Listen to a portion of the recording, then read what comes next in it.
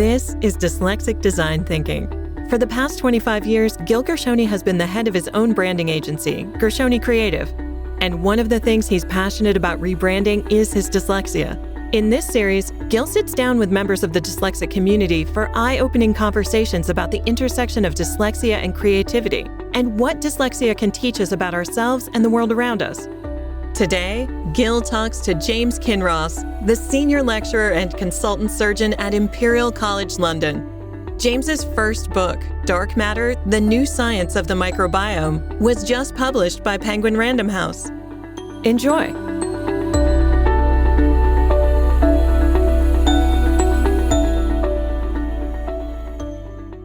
Hi, James.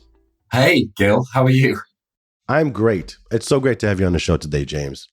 We'll get to your new book in just a moment, but I wanted to start our podcast the way we always start a podcast, by talking about colorectal surgery. So how did you get involved in the field? Yeah. Wow, that's such a great question. So I suppose there's a bigger question, which is, how did I get into med school? And how did I come to want to be a doctor? Because when I was at school, I was very much told I could not go to medical school. I was told medical school was not for me, and that there was no way I was going to get in, and that I should consider various other careers. So my route into medicine was quite tortuous, because in the United Kingdom at that stage where I'm based, you had to get quite high grades, but you also had to do quite well in the basic sciences. And I wasn't so great at chemistry.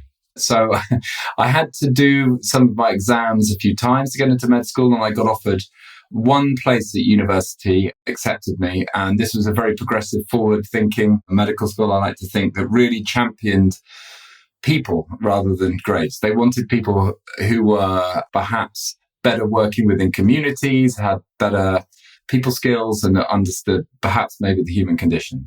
That's how I like to think of it anyway. So getting to med school was not easy. I had to have 2 goes at it. It took me an extra year after I left school. I had to really, really push, and I was very lucky. And when I got into med school, I just felt so grateful and lucky to be there. And I just loved absolutely every minute of it. Just about every patient I see in my practice says, why did you choose this? Like, why, Right. how did this be? And I suppose it was a combination of things. It was the fact that it was a process of exclusion. So there were things that I did that I decided I was not going to do. So I didn't want to be a brain surgeon. I didn't want to be a vascular surgeon or a heart surgeon. And I think everybody wants to be a plastic surgeon at some point, but I decided that was not for me. And then the second thing was that I met people. I met people who really were mentors for me, who I kind of thought a lot of. And they said, hey, look, come and do this. It's going to be great. And then the third thing was that I like the science of the gut that I operate on, but also I get to treat people and make them better. And that's not always true in medicine. So I predominantly look after people who have bowel cancer, and I get to cure bowel cancer. And like, what better job is there than that? That's amazing. I mean, as a dyslexic, going to med school and going through the education system, I mean, how was that for you? Was that very challenging? Was that easy? No, it was so not easy. It was really hard and really, really challenging. And I think my story probably reflects the experience of lots of other dyslexics out there in the world. Mm-hmm. And at the time, I thought I was the only one. At the time, I didn't have people like you doing these amazing podcasts explaining to me that actually I was not the only one, that there were lots of other people out there like me. So I'm a pretty good artist, is what you need to know about me. I can paint really pretty well. And my teachers really wanted me to go down that creative route. And I was very stubborn. I was like, no, that's great, but that's not what I want to do. I want to apply myself differently. And I just didn't have anybody with me that really gave me the time of day to sit down and explain to me how my brain worked and enabled me to learn in the way that my brain needed to learn. So what I was constantly trying to do was to fit, from an educational perspective, like a square peg in a round hole. And it just did not work. It just didn't click. And really, the only thing that got me through was pure pig-headedness. It was pure stubbornness. It was like, I am going to do this, and I will endure whatever hardship I have to get through it. And I was an entirely middle of the road student. Like, I was very, very average. If you just look at my grade point, right, it was so mediocre, but I was just very, very, very persistent. Mm-hmm. So again, like at med school, don't get me wrong, I absolutely loved every minute of it. But, I was really anxious and worried about exams. Like for me, exams were a real source of anxiety and concern because my handwriting is so bad. So in the United Kingdom, I think you guys do SATs, don't you? We do A-levels to get into med school, and I failed my chemistry A-level and I had to redo my A-level. And when I redid my A-level, I met this amazing woman who sat down with me and said, look, I'm going to teach you how to pass an exam. And I was 18 and no one had told me that until that moment. And she said, look, if you like the formula, the algorithm to passing an exam. And I redid my chemistry A-level and I got an A in it and I got into med school. And then the skills that woman taught me stayed with me forever. Like that, she was extraordinary. And I owe so much to her because it just gave me a survival guide for getting through that learning process in medical school, which was obviously quite demanding. Yeah. Amazing to find somebody like that gives you the sort of ins and outs of passing an exam. What was some of the things that stands out that she taught you? So before I met this person, my approach to learning was very, very unstructured, first of all. So I would just try and absorb everything. So I would read the whole book and try and learn the whole book, which I obviously couldn't do. And I didn't understand exam strategy. So I didn't understand, for example, that exams are quite formulaic, so they tend to ask very similar types of questions in the same way, and some of those questions get repeated time after time and time. They might get asked a little bit differently, but if you really target your strategy based around the style of questions you're going to be asked, you can be actually very selective in your learning. So rather than learning the whole textbook, I could really focus on really being able to grasp the core concepts. The second thing was in how I memorized and how I learned information. So before I met her, I would read something and my brain would play this repetitive trick on me. It would say, okay, you've read it, you know it. And I would sort of say, okay, I know it. And then I would go on to something else. And of course, that's not how your brain works. So she taught me this process of, if I was trying to learn something, I don't know it until I can explain it to someone else from the bottom up without any notes, right? So I learned that actually learning with other people became very, very important to me. So if I'm trying to pass an exam, I surround myself with other people doing the exam. I can totally relate to reading it and absolutely not getting what it says. When you speak it, when you act it, when you share it, then it I think that's kind of part of, at least sounds like we have that similar, the dyslexia gift is if I can talk to you about it, I would never forget it. For sure. I understand the fundamentals of it. And my team will tell you is that I come every day with new lessons. Like if I listen to a podcast or if I read a book, the next moment I have to tell you about it because then I grok it, then I can kind of use it and then I won't forget it. And I think that's a great way of learning information. One of your areas of expertise or focus is robotic surgery. Yeah. Amazing. I mean, robotic surgery, science, the arts, as you said, you're a great artist, technology. Tell me some of the advantages of the robotic surgery and how do you see that developing?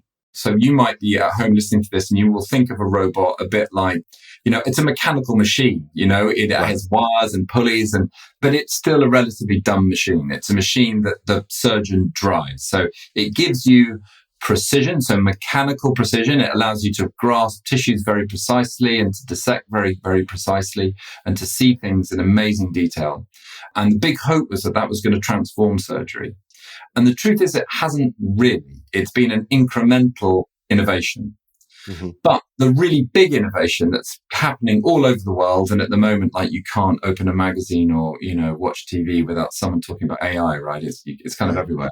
But the big revolution is really in turning the art of surgery into a data science. So these machines become incredibly important because you can measure absolutely everything that the surgeon is doing every minute, all of the time.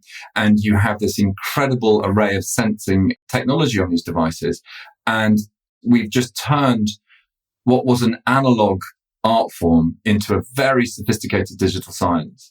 And we might be getting towards a system where robots become autonomous, so where you might have a surgery 20, 30, 40 years from now, and that machine will perform some of that procedure autonomously. But what we're really getting to in the more immediate future is what I would call surgical decision support, where the machine will say to the surgeon, hey, don't cut that thing. That thing don't cut that. That's bad, right? Or hey, cut a little bit more of that because if you don't cut a bit more of that, there's bad stuff in there. Right. And so what that I think is going to do is it's going to make surgery safer because surgery is still quite a dangerous thing to have done. So, robots are kind of like a Trojan horse technology that are coming into the operating room and they're going to change everything, forever. And we're right on the inflection point of that change. Amazing. Obviously ChatGPT, AI, in my world, in your world, in every world, it's really becoming such a powerful platform and tool. And I love to hear how knowledge through robot and sensors and sharing the information between surgeries and, and data sets and learning from each other can be such a powerful tool for safer surgery and very exciting. Yeah. I mean, I think you really need dyslexics to imagine that world because my neurotypical friends can't imagine it. Is that right? Yeah, I think so. Because I think if you're neurotypical, and, I'm not being mean about neurotypical people, we love them, right? But, they are very comfortable in that rigid, structured world where actually they know the process and they can navigate that process brilliantly, right? So they are very happy saying, well, okay, the robot works. We're just going to keep on using this robot the way it's always worked and we'll incrementally make things better. To imagine how we could do things really differently to transform the business or the practice of an entire specialty takes a really vivid imagination. And then it takes a lot of resilience and many other skills to try and drag that vision into some form of reality. Like innovation is super, super hard, but it's got to start with an idea. It's got to start with something. And what I've become a bit more comfortable in over the years of my kind of scientific training is having completely crazy ideas. And actually the more mad they are, the better, right? Because you've got to start with something that's so far over here and you've got to be totally comfortable in that space. And then you can slowly work out how to bring that perhaps down to a little bit more reality.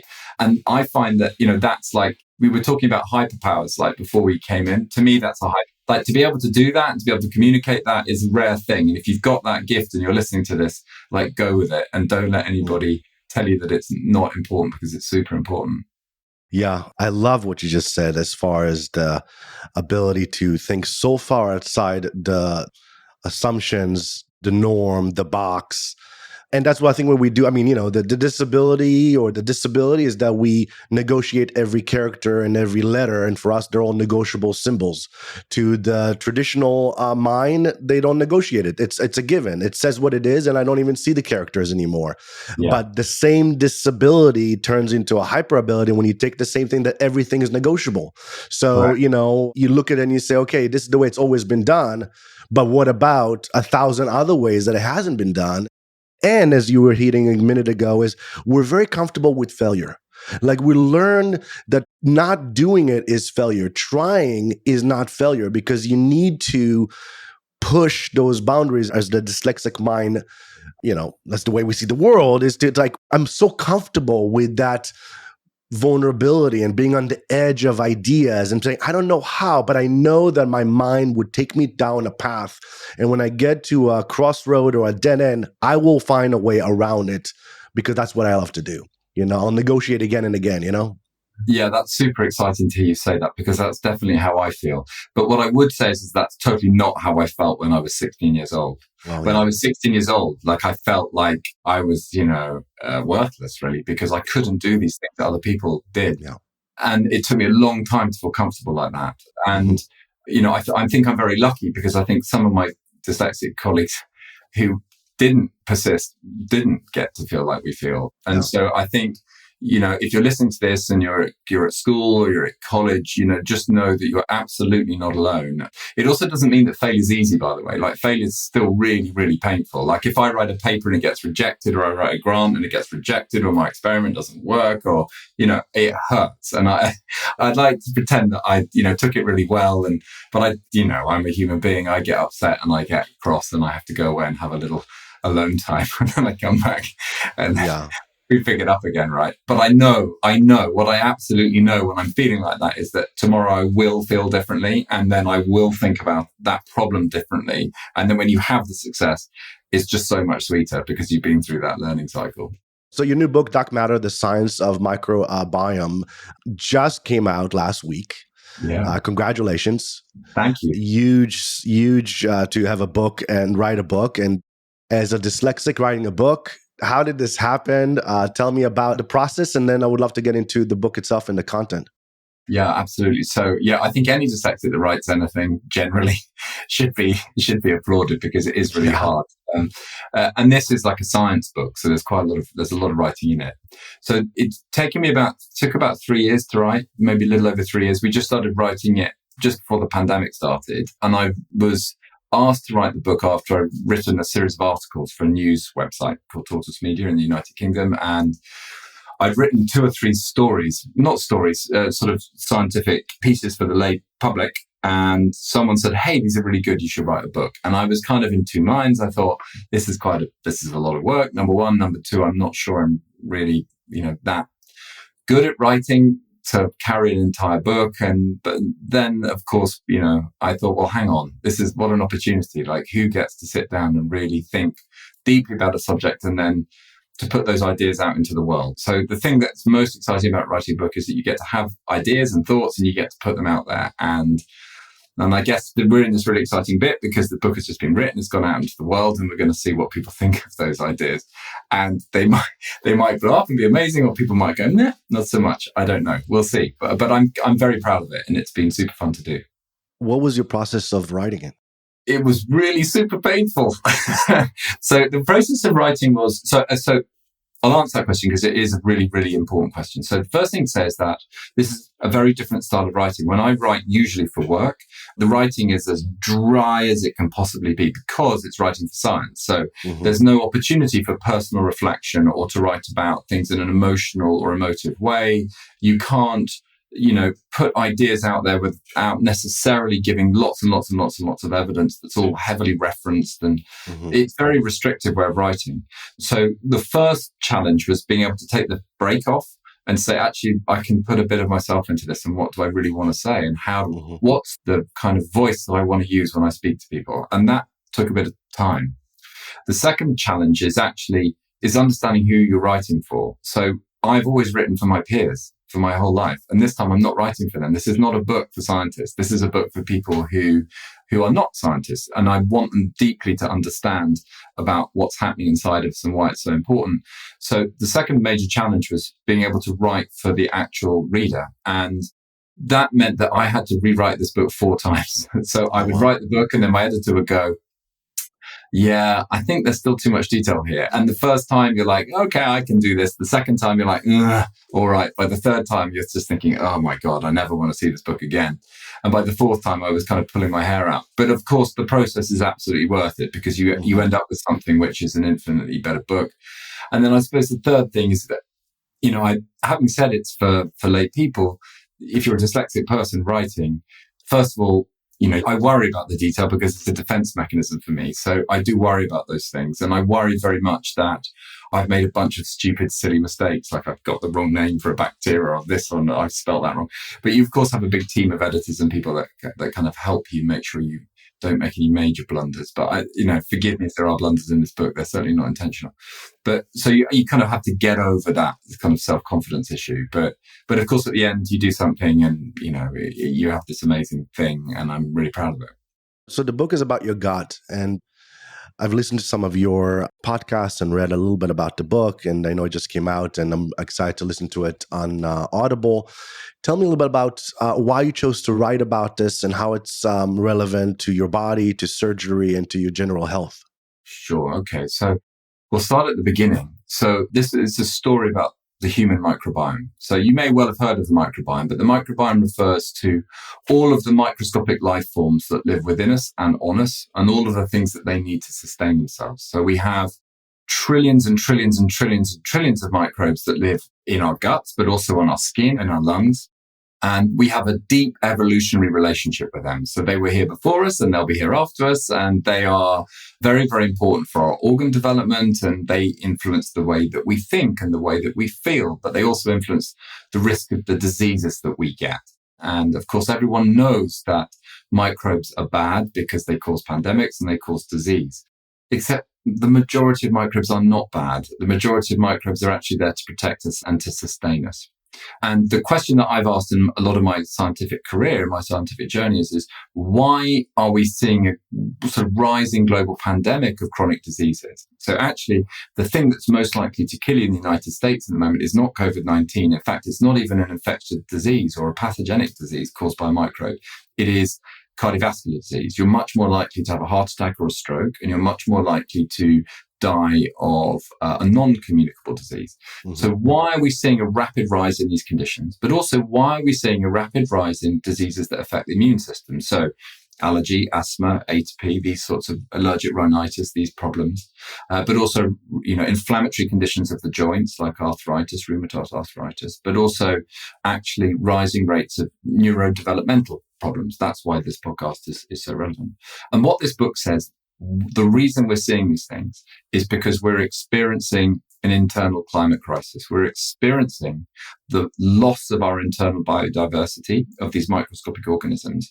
And because we're losing those things so dramatically, so quickly, our body simply cannot develop effectively. And that's why we're seeing these conditions particularly affect young people. And it's why it's just such an urgent problem to fix. So the book is kind of an exploration of that.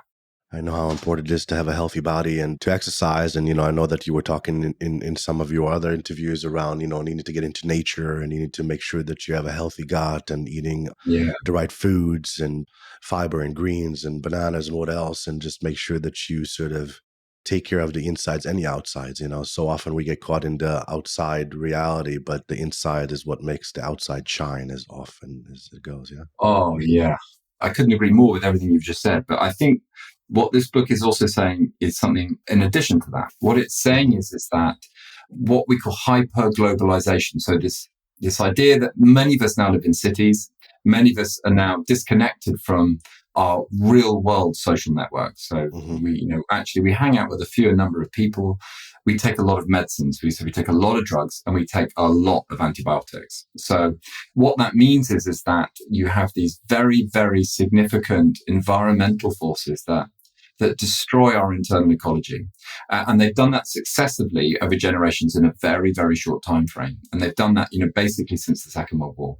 And what we know is that when you give lots and lots of antibiotics to young people, it has a very long-lasting and dramatic consequence on all aspects of their health. So it increases your risk of diabetes, it increases your risk of asthma, it changes your risk of all of those conditions I mentioned before.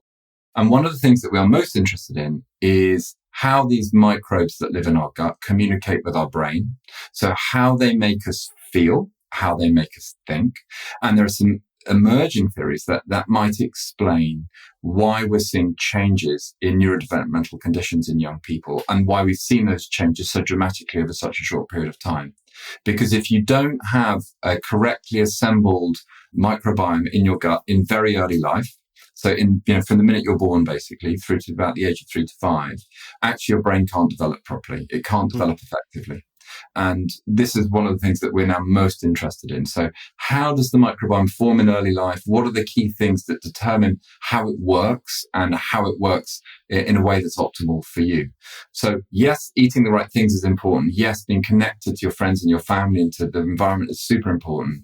But actually, this is bigger than that. What I'm really talking about is a kind of an internal global warming. And to fix a problem of that magnitude, actually, you've got to think like you're dealing with a climate crisis. It means having a lifestyle that's really, really different. And it means that also we have to take a collective responsibility for it. It means that we need effective healthcare policy and effective health regulatory frameworks that protect these diverse ecosystems in the same way that we want to protect rainforests, or we want to protect barrier reefs, or we want to protect these other key things that keep our planet healthy. The same thing's got to happen on the inside. Any advice to dyslexic who wants to write a book? So my first piece of advice is I think it comes back a little bit down to a comment you made earlier, is just start writing. Don't worry too much about whether you can sell it. You've got to be brave enough to start creating. And I've got some, and actually I was having a conversation with a dyslexic friend about this. He said, look, I just don't think I could do it. I just don't think I could write a book. And I said to him, look, I don't believe that you can't write a book. I believe that you've got amazing ideas and a brilliant ability to tell a story. I think you need help with the mechanics of writing, right? So that's just a mechanical problem. But unless you put your ideas down and you're brave enough to put those ideas down, well, then you've got nothing. Mm-hmm. So my first piece of advice is start. Just write and be brave enough to do it and share that work with people that you trust, because you need feedback that's really positive and meaningful and constructive, and you don't want to just put it out there into the world and be shot down before you start. So that'd be my first piece of advice. Mm-hmm. And I suppose my second piece of advice for those wanting to write a book would be to write about something that you're passionate about that really means something to you. So this book that I've written really means something to me. Like, this is like it's my life's work, really. Yeah. And I felt like I had something to say, and I knew that I was on a bit of a mission to say it. So I think if you do those two things, you're in a really good place. Don't worry about the detail. There's people out there that can help you with the detail. You just need to get those ideas down on paper. I want to go to the beginning a little bit. How old were you when you were diagnosed with dyslexia? I think I was 18. I was 18. So I got diagnosed because I think I was trying to get into med school and my parents were like, something's up. We think something's up and we should get you tested. And if you got tested, you got a little bit of extra kind of help and support on your exam timetable. So I think that's why they did it. So I got diagnosed when I was 18. But I didn't understand what it meant until I was about 30. So I got diagnosed and I was like, it means I don't read so good. That's what I thought it meant. And then I was like, well, I'll just carry on doing what I was doing before and it won't really matter. And then when I did my PhD, which it's still crazy to me that I even say that, like, my gosh, like if you said that when I was 18, I would not have believed you. When I was doing my PhD, I suddenly had to read a lot. Like, I had to read a lot of really hard scientific papers that were very, very technical. And I just started to realize that when I was reading, I was not taking things in and I was not processing these pieces of information as I should be. That was the first time when I started to realize how my brain worked. And I thought, hang on. I'm a scientist. Like, I need to go and understand this problem. So I had to go in, I started to really read about dyslexia and what it was and how the dyslexic mind works. And then I got it. Mm-hmm. And then for the first time, I thought, well, hang on, maybe I can use this to my advantage. Maybe it's not such a bad thing that I think this way. And maybe I could do things that my colleagues can't do. I can find a niche for myself in this world and I can use it to be productive. Yeah. What was your childhood before you were diagnosed? So, you were talking earlier about sort of wanting to be average. Like, that was entirely my experience. And my experience was pretty happy. Like, I was a kid at school who kind of got on with other kids. I had a good group of friends and I was quite sociable. And there were things that I was good at. So I was lucky. Like I said, I could paint and that was kind of useful. So I always did well in the creative kind of specialties at school. But yeah, in every other aspect, it was like one of basically academic struggle. So it was always, the same comments from my teachers. We can't read your writing. I just couldn't grasp some of the things that I was probably expected to grasp. And I found that, I think, quite disheartening. So by the time I left school, I had absolutely no academic or kind of intellectual confidence. I felt like I just felt like I didn't deserve to be anywhere and that I was just, that was it really. So getting into medical school for me was so critical because I suddenly thought, well, okay, hang on, maybe I can do this. Maybe I'm not as stupid as everyone thinks I really am. And maybe I can make a difference in the world if I can find a way to keep going.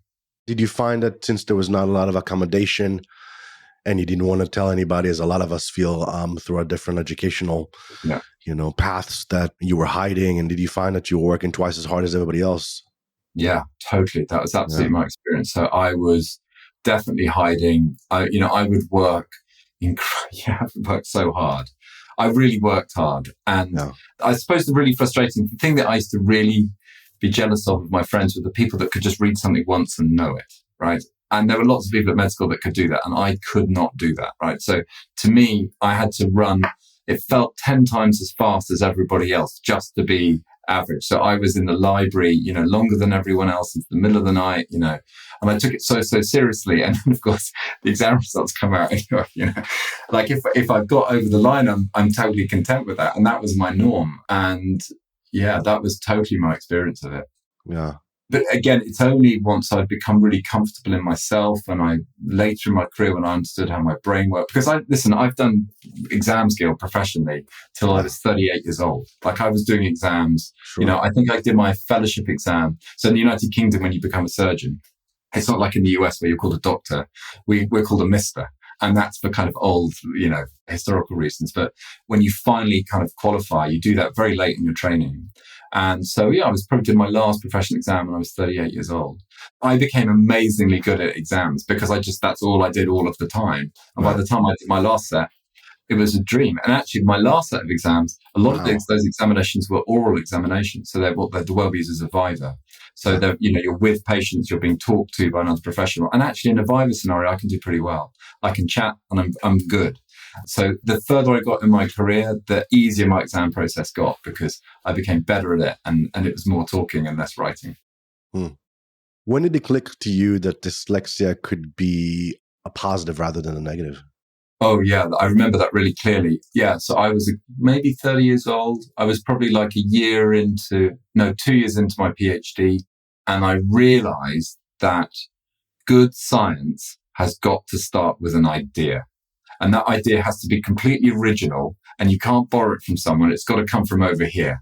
And I remember having that moment of insight when the light bulb just suddenly went on. I was like, oh, so if I can empower myself to try and take those ideas and structure them and start to answer the questions that are coming out of them, maybe I could do some really original work here. And then I also met a bunch of very influential people and I started working on some projects that really kind of fired my imagination. So I started to work with the Royal College of Art in London, and we set up a series of projects where we would marry medics with designers, industrial designers and artists to try and solve healthcare problems. And I remember we did this project and it was very successful and we won a bunch of prizes. And I thought, there's a world out there where I can take these two things that are seemingly not related and I can bring them together and I can be really creative in the way that I do that. And to me, then that was the moment. And then I became much less frightened of my dyslexia and I felt empowered by it for the first time. And then I haven't really looked back from there, actually. From that moment on, I realized that I had a career. And that sounds like a crazy thing to say because when you're a doctor, of course you have a career. You're in a white coat, you have a stethoscope, you look at people's, anatomy and you fix them with medicines and surgery. But actually, I suddenly had a career. I had an identity. I knew where I was going. And then I worked even harder because I suddenly felt like completely invigorated by it. And it was very inspiring. I thought, okay, let's get out there and change the world. So, James, how does dyslexia shows up in your work? How do you use the dyslexia mind, your gift as an artist? You obviously work in this, between technology and the science, and then you have dyslexia on top of it. But I also know, as we've talked over the years, that you really use some of your dyslexia methodology with your students, with your team. Tell me a little bit about how that shows up in your everyday life and work. So the first thing is that I'm very, very visual, as I described. So I need to see things in pictures to understand what is happening. So when we are, for example, conceptualizing a PhD for one of my students, or we're trying to write a paper, the first thing that I make them do is draw all the pictures that we're going to put in. And I make them put all the illustrations down first. And then I make them draw models. I say, look, you need to bring your ideas into a visual form that we can all kind of coalesce around. So a lot of my work has pictures and images in it because I think it's a brilliant way of communicating complex ideas, taking things that are really hard to understand and then really trying to distill them and simplify them into something which you can put into one picture. So I think that's definitely something that I do. And I really try and bring people together. I don't like people working in isolations and silos. What I want is teams that talk. Because that's how I learn. And the thing that I love most about my job, right, is that I work in a building full of some of the smartest people on the planet, right? So the thing that I love most about what I do is that I just get to listen to them. So my favorite thing to do is to be the only surgeon in the room. So I like to go to conferences or meetings or scientific group sessions where there's no clinicians, there's no doctors, because that's where A, you can add value, but B, that's where you can take all your ideas. You can say, oh my gosh, you're talking about this. I could apply that in what I do. And it might be something seemingly very abstract, but actually there's always something there if you're prepared to have an open mind and to really listen about it. So I like to bring teams together. I like to talk, and I like to listen to a diverse set of ideas and get as much conversation going as I can. As a dyslexic, I used to feel like, my mind works very fast. I can see connection from two different worlds, but then I have to explain it. And it felt like such a pain. I had to slow down. I had to wait for them to, and then they resist. And then it's like, oh my gosh. And then I learned that if I don't hone my communication skills and I'm not able to walk slower, to explain how I got there, then I'm only arriving at the results on my own. And that's never fun. And so over the last, and I think you were just saying that, it was just, I love that, is that over the last years, I've really focused about how do I bring all different minds and all different folks from different worlds to understand where we need to go, at least to help shape where we need to go from their different perspective.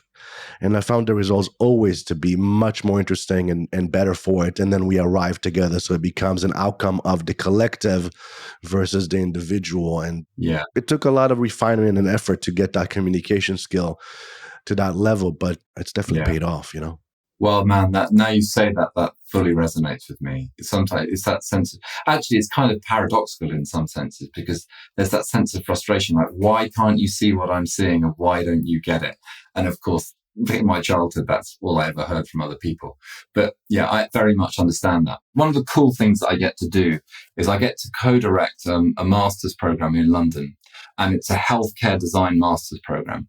And what we do is we kind of took some of the ideas that I was talking about earlier, and we've kind of done it at scale now. So the design master's program takes people from a kind of creative backgrounds, all creative backgrounds actually, and puts them in a room with a bunch of medics. So they're not just doctors, they might be nurses, physios, OTs. We have people that come from pharma industry, etc. But we ask them to solve really complicated problems, like big problems that the world has in healthcare.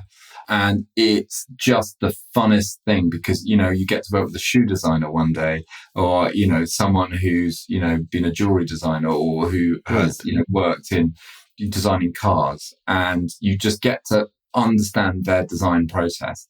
And the even fun of it is taking medics and deconstructing their methodology and exposing them to creative thought, because it is so unnatural to them.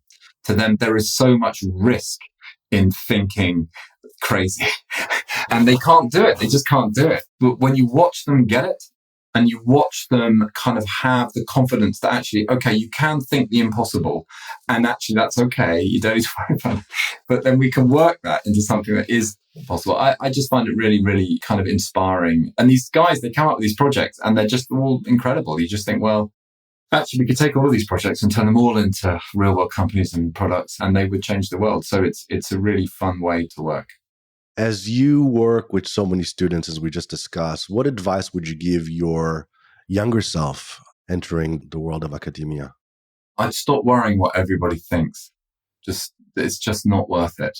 It doesn't matter, how good your science is, or how senior or how important you are. Someone's always going to be critical of you, and that's just the nature of science, and so just stop worrying about it. It's just not worth it. And have confidence in the ideas that you're having. If you're lucky enough to have truly original thought, which is a rare thing, by the way, like to have truly original thought is a rare thing, then back yourself and also enjoy it, because it's a thrill. Like, it's such a positive thing.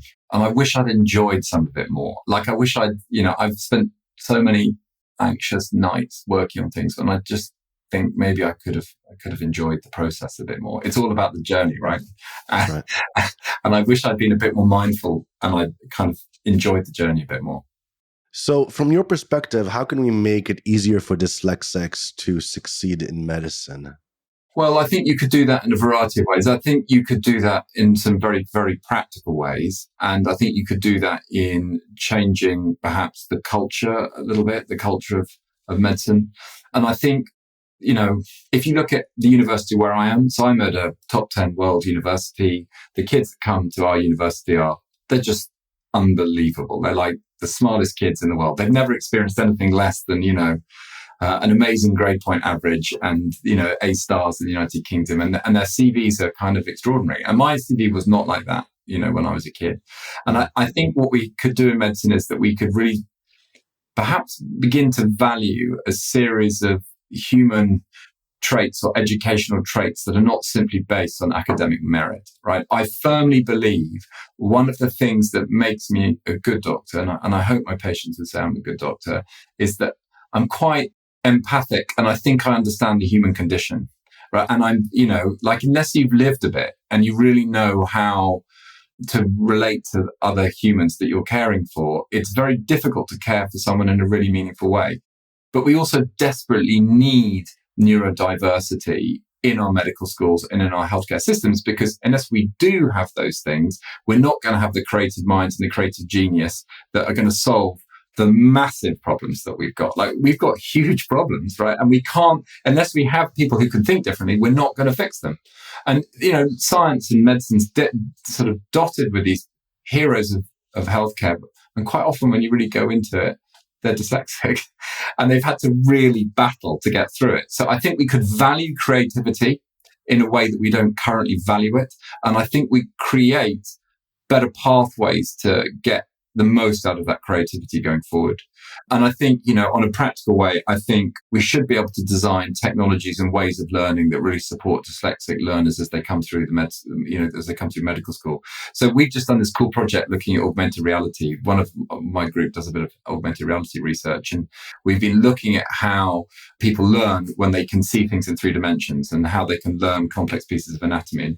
And when you use augmented reality, if you're neurodiverse, if you're dyslexic, actually, you find you learn just much faster that way. And these stick, right? So there is technology out there that we can use. There's ways of communicating that we can use, and we can assess and judge people's, performance, I think, in slightly more personalized and precise ways that account for neurodiversity that we don't currently do.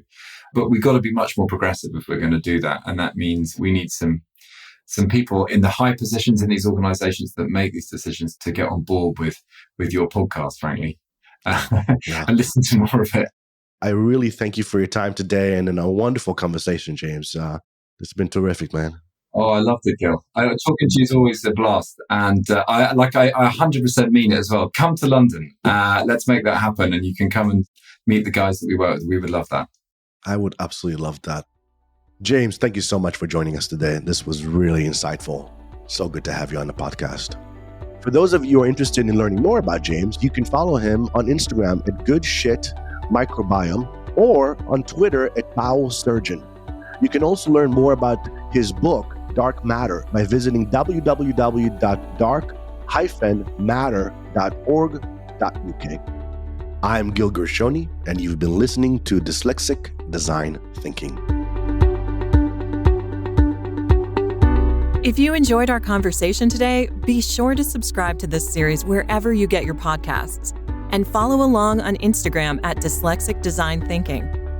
You can also drop us a line at dyslexia@gershoni.com to receive our monthly newsletter and learn about our upcoming programming. Dyslexic Design Thinking is produced by Gershoni Creative. Until next time, be well.